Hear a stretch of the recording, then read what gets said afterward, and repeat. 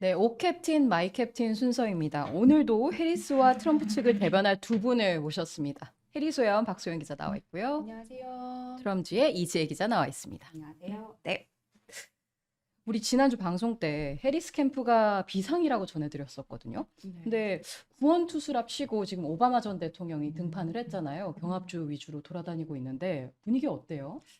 반응이 별로 좋지 않은 것 같습니다. 안 좋아요? 네, 유세장에서 흑인 남성들에게 한 말이 조금 논란이 되고 있는데 어떤 발언을 했는지 먼저 듣고 오시죠. 네. I'm speaking to men directly now. Part of it makes me think that, well, you just aren't feeling the idea of having a woman as president. And you're coming up with other alternatives and other reasons for that. And so now you're thinking about sitting out or even supporting somebody who has a history of denigrating you? Because you think that's a sign of strength?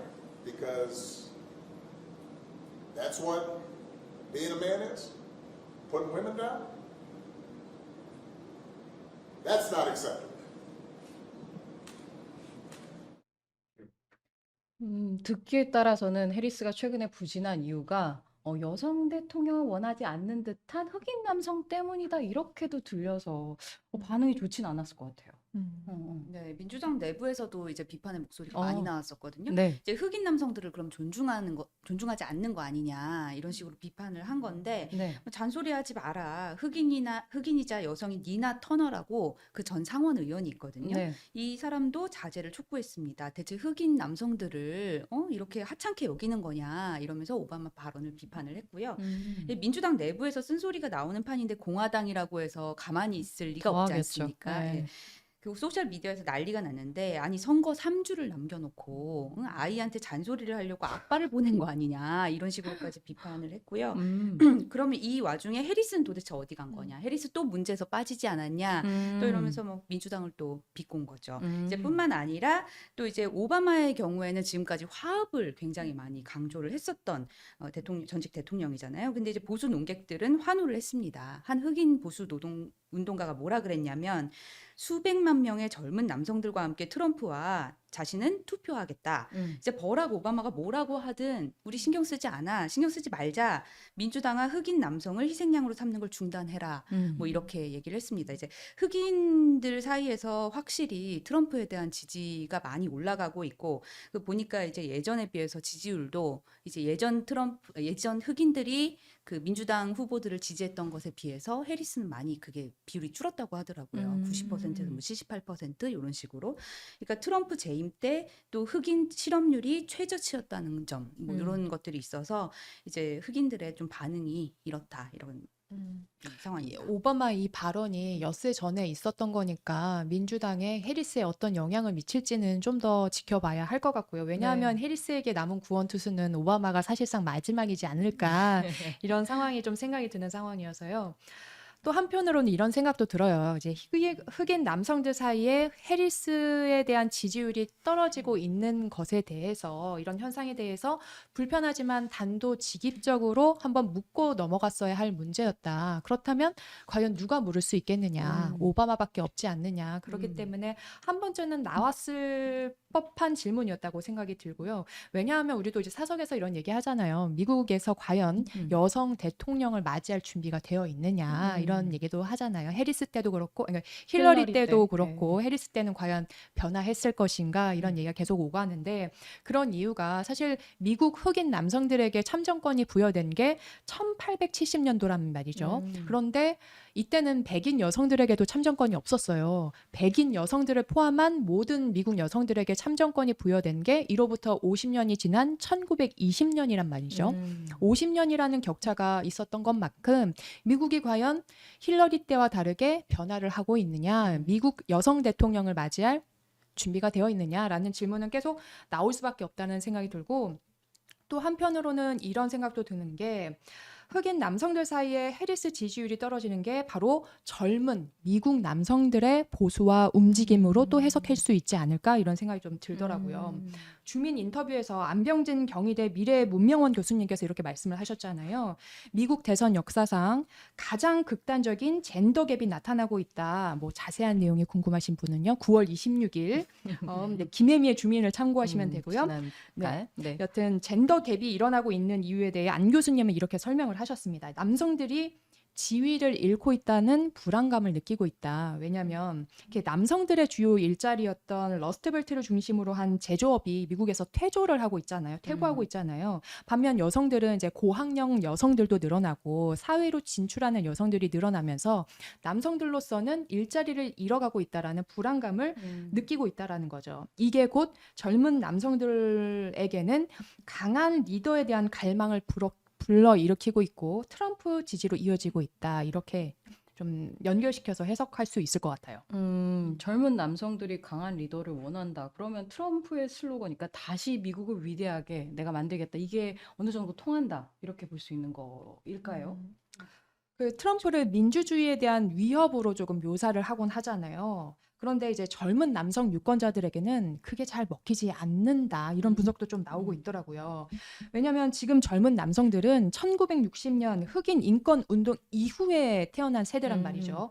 이미 민주화가 진행된 사회에서 태어난 사람들이기 때문에 그게 민주화가 중요한 문제가 아니라고 느끼고 있다라는 거예요. 민주주의가. 오히려 가장 중요한 거는 먹고 살 문제, 내 당장 물가 이게 가장 중요하다고 느끼고 있는 상황이기 때문에 뭐 단적인 예로 얼마 전에 트럼프가 이런 얘기를 했잖아요. 오하이오주 IT 이민자들이 이웃의 반려동물을 먹고 있다. 굉장히 네. 불쾌한 발언인데 이 젊은 남성들에게는 그게 별로 불쾌함을 주지 않는다는 거예요. 왜냐하면은 내 문제가 아니잖아. 나와 상관없는 문제잖아. 이러한 반응을 불러일으키고 있고 오히려 트럼프 발언에 불쾌함을 느낀 사람들을 향해서는 야 트럼프 겪어봤는데 그것도 모르냐? 이미 겪어봤잖아. 트럼프 원래 그런 사람이야.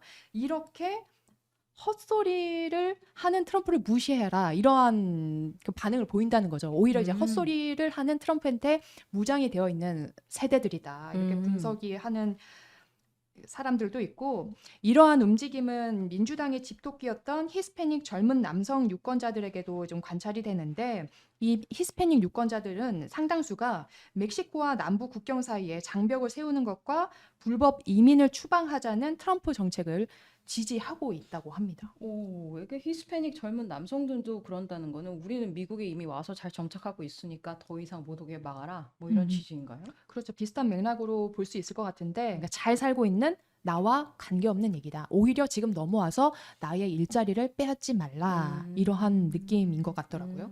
그러니까 트럼프 메시지는 이거와 달리 굉장히 확실하잖아요. 경제만큼은 내가 살려줄게. 내가 먹여 살려줄게. 이거잖아요. 경제가 풍요로웠던 트럼프 때로 되돌려주겠다. 이게 젊은 남성들한테 먹혀 들어가고 있다. 이렇게 분석을 할 수 있을 것 같은데 사진 하나 띄워주시면 네. 지난번 우리 캡틴에서도 보여드렸지만 다시 한번 보여드리면 역대 대통령 임기 동안 물가가 얼마나 높아졌냐 이걸 좀 보여주는 그래프거든요. 근데 트럼프가 좀 이렇게 확대가 되나요? 네. 저게 출처가 CBS 뉴스인가요? 네. 네. 트럼프가 한 2%대에서 안정적으로 물가를 이렇게 보이는 반면에 지금 바이든 보세요. 바이든 완전히 폭등을 하지 않았습니까? 제가 너무 흥분해서 얘기했는데 역대 정권 가운데 트럼프 때는 가장 안정적이었다고 이렇게 보여질 수 있겠는데 네. 트럼프가 결국은 헛소리만 하는 게 아니다. 이렇게 제가 주장할 수 있지 않겠습니까? 근데 바이든은 이제 인플레이션 그 치솟는 그 비율 자체가 다르잖아요. 이제 아예 천정으로 뚫고 너무 위로 올라가지 않겠느냐 이렇게 얘기를 할 수 있을 것 같고. 근데 이게 저거 보면 욕먹을 수밖에 없을 것 같은 느낌이 들어요, 사실. 그러니까 물론 이제 그 해리스 쪽에서는 저게 다 코로나 때문이다. 뭐 이런 얘기를 하는데 사실 저런 구체적인 그래프로 나타나면 저거는 타격이 불가피한 그래프잖아요. 그리고 트럼프가 가끔 이제 물론 뭐 이제 IT 이민자 발언 같은 걸 하긴 하지만 이제 이웃의 팔을 비틀어서라도 우리 집 물가만큼은 내가 지켜줄게. 이런 건 확실한 메시지를 전달하고 있다. 이렇게 생각할 수 있을 것 같고 그 뉴욕타임스가 시에나 대학이랑 조사한 결과에서 그 히스패닉계 아까 유권자 말씀하셨는데 이제 902명을 대상으로 히스패닉들만 상대로 조사를 했는데 45살 이하의 히스패닉 남성 유권자의 55%가 트럼프를 지지한다고 하거든요. 이건 굉장히 엄청난 수치입니다. 이제 트럼프 지지율은 얼마였냐? 38%였어요. 해리스 지지. 네, 해리스 지지율. 민주당 지지세가 더 강한 흑인 유권자는 이제 45살 이하 남성 가운데 27%나 트럼프 전 대통령을 지지하는 걸로 이렇게 나타났습니다. 덧붙여서 말씀드리자면 아까 전에 좀 짧게 말씀을 하시긴 했는데 네. 이제 민주당에서도 이제 흑인 남성들이 민주당을 지지하는 세가 조금 약해지고 있다라고 하더라고요. 이걸 수치로 좀 구체화해서 말씀드리면 오바마가 당선됐던 2008년 이후에 좀 줄어들고 있는데 오바마가 당선됐던 2008년에 당시 출구조사에서 그 오바마에 대한 흑인 남성 지지율은 92%였다면 2012년에는 87%였고요.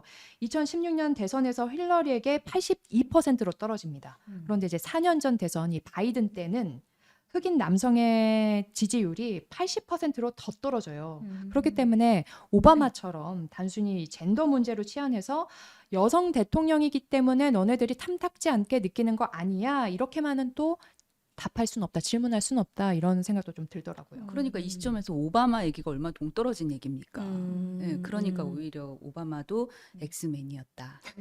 그게 뭐 앞서 말씀드리긴 했지만 그럼에도 불구하고 욕을 먹더라도 한 번쯤은 짚고 넘어갔어야 할 문제였다라는 생각은 듭니다. 그러니까 뭐 남녀 젠더의 문제라기보다 이제 흑인 표심 전체가 민주당을 바라보는 시선이 바뀌었을 수도 있다라는 그런 흐름이 감지가 되고 있는 건데 어쨌든 듣다 보니까 해리스 캠프가 더 분발해야 되는 상황 같은데요. 맞습니다. 제가 지난주 이 시간에 이제 해리스가 치명적인 인터뷰를 했다라고 말씀을 드렸는데 네. 그게 진짜 계속 화제가 되고 있습니다. 그때 화제가 그 되고 바이든과 있어요. 다르게 할 게 있었느냐 이제 물어보니까 나는 없다, 생각나는 게 없다라고 했던 그거 말이죠. 맞아요. 이제 음. 해리스가 바이든이랑 차별화를 세우고 치고 나갔어야 할 타이밍인데 네. 오히려 이 바이든이랑 불협화음 기사가 자꾸 쏟아지더라고요. 계속 맞아요. 이제 우리는 이제 사실 논한 거 아니겠습니까? 트럼프 쪽에서는.